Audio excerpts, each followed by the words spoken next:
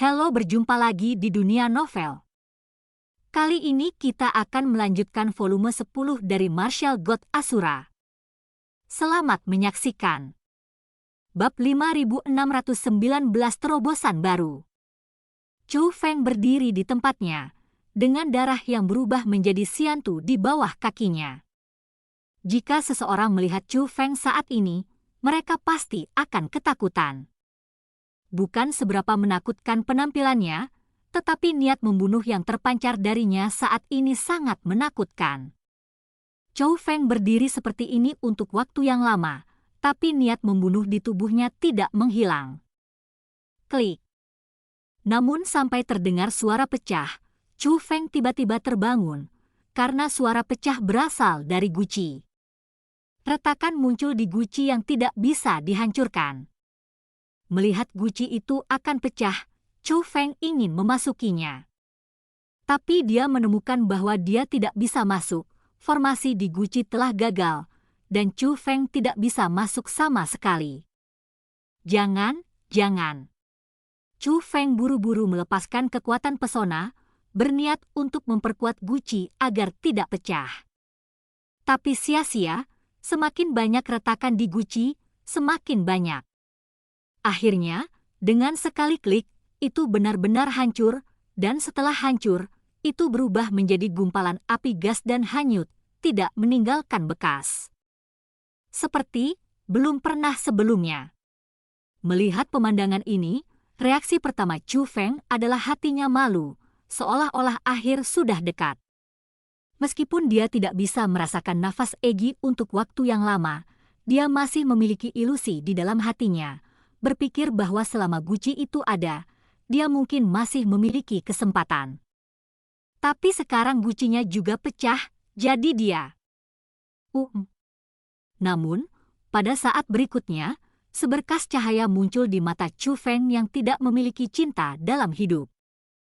Dia tidak berani mengabaikan, dan buru-buru mengatur formasi yang melepaskan kekuatan hisap, dan akhirnya diringkas menjadi sebuah bola. Chu Feng memegang bola di tangannya yang bersemangat bergetar. Di dalam bola, aura Egi muncul. Meski sangat redup, itu memang nafas Egi. Aura ini muncul setelah guci hancur, itulah sebabnya Chu Feng segera mengatur formasinya, karena dia sangat takut auranya akan hilang. Setelah mengumpulkan nafas, Chu Feng mengatur formasi lain untuk menutup dunia. Dan gunakan mata langit untuk mengamati dengan seksama, ingin melihat apakah ada sisa nafas yang belum terkumpul. Nyatanya, dengan kekuatan induktifnya, tidak mungkin tertinggal. Hanya saja dia khawatir dan tidak berani gegabah, karena dia tidak bisa gegabah, dan jika dia sedikit ceroboh, dia mungkin kehilangan kesempatan untuk menyelamatkan Egi. Tetapi kenyataannya tidak ada yang tersisa, dan semua napas telah dikumpulkan oleh Chu Feng. Apalagi auranya mulai stabil, dan Chu Feng bahkan merasakan aura kehidupan Egi di dalamnya. Egi belum mati, dia masih hidup, tetapi saat ini dia berada di ambang hidup dan mati. Oleh karena itu, Chu Feng buru-buru mengeluarkan semua harta yang dapat meningkatkan nafas kehidupan di tubuhnya, dan mengatur formasi fusi terlepas dari biayanya. Mencampurnya semua harta karun ke dalam bola yang menyegel nafas kehidupan Egi. Dia bahkan menghabiskan semua kristal kehidupan yang tak ternilai harganya. Meski Egi tidak langsung terbangun, dan tubuh Egi belum bisa terlihat, setidaknya vitalitas Egi sudah banyak stabil dalam formasi itu. Egi, jangan khawatir, aku pasti akan menyelamatkanmu. Setelah Chu Feng mengucapkan kata-kata ini dengan nada yang sangat lembut, dia meletakkan formasi bola yang menyegel nafas kehidupan Egi ke dalam ruang roh dunia. Dia tahu bahwa akan lebih bermanfaat bagi Egi untuk berada di ruang roh dunia. Sebagai jubah naga emas, Chu Feng bukan lagi anak muda seperti dulu. Dia tahu bahwa Egi masih bisa diselamatkan, tetapi dia tidak memiliki cukup harta. Adapun kristal kehidupan, meski memang merupakan hal penyembuhan yang sangat baik, bahkan bisa dikatakan sebagai harta yang tak ternilai harganya, namun tidak cocok untuk Egy saat ini. Mengapa Anda masih menggunakannya ketika Anda tahu itu tidak benar? Itu karena itu juga akan berpengaruh, tetapi karena itu tidak benar, efeknya sangat buruk. Tapi Chu Feng masih menggunakan semua kristal hidupnya, meskipun dia tahu efeknya buruk, tapi dia tetap harus melakukannya. Menghadapi kehidupan Egy, Chu Feng harus melakukan yang terbaik, belum lagi kristal kehidupan, bahkan jika hidupnya ditukar, dia tidak akan ragu sedikit pun. Desir. Setelah menyingkirkan formasi bola, Chu Feng mengayunkan lengan bajunya dan meraih tas Qian Kun dan harta di tubuh abadi Xiantu Laoqi. Karung Qian Kun miliknya memiliki batasan, tetapi ini sangat sederhana, dan Chu Feng dapat memecahkannya dengan mudah. Dia memiliki banyak harta di dalamnya, tetapi bagi Chu Feng, satu-satunya hal yang berharga adalah kompas. Kompas masih menunjuk dirinya sendiri. Chu Feng mengarahkan kompas ke tubuhnya, menggerakkannya ke atas dan ke bawah, dan menemukan bahwa penunjuk kompas juga akan berubah, dan akhirnya Chu Feng menguncinya di jari tangan kanannya. Melihat situasi ini, Chu Feng sepertinya yakin akan sesuatu. Kemudian tangan yang lain dikepal dengan erat, dan belati pesona muncul, lalu ditebas di jari itu. Jari itu terputus, dan meskipun Chu Feng tidak berteriak, dia sedikit mengernyit. Sakit, sakit. Bahkan pada saat ini, wajah Chu Feng menjadi sangat pucat, tanpa jejak darah. Baru saja wajah Chu Feng jelek karena Egy. Tapi wajah saat ini jelek, tapi itu karena aku terluka. Apa yang dipotong Chu Feng bukan hanya satu jari di tubuhnya.